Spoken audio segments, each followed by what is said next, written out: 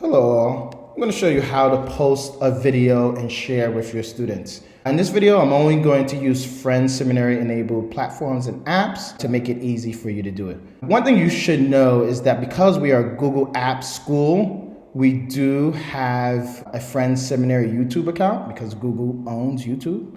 You can access your YouTube account within Google Drive or Google Calendar or Gmail just by finding the Google Apps icon. Click here, then you're going to scroll down to YouTube. If this is your first time using your Friends Seminary YouTube account, you might have to answer some questions in order to set up your channel.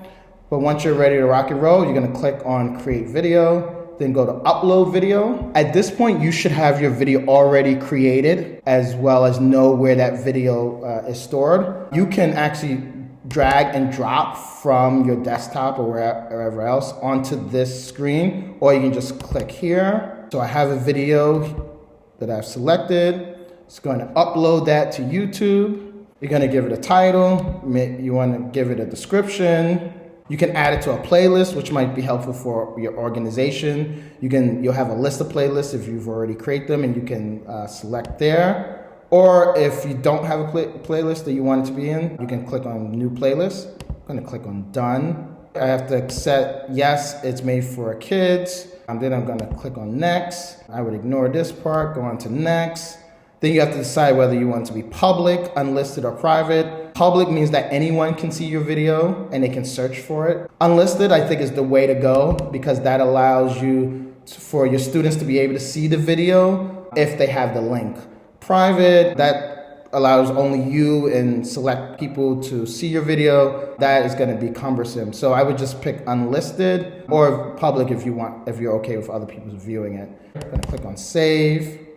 Then it gives you that video link, but I'm just going to copy this link. I'm going to close it.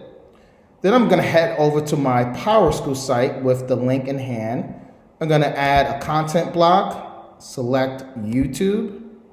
Then I'm just going to paste that link, that URL.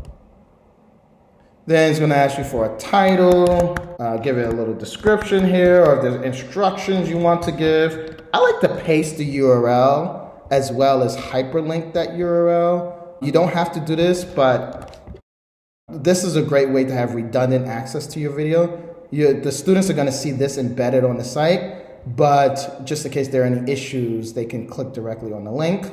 So I'm going to click on Save, and then I'm going to test it. Hey everyone, this is week 2. And it is ready to rock and roll with my description and my URL as well as the video. All right, thanks folks.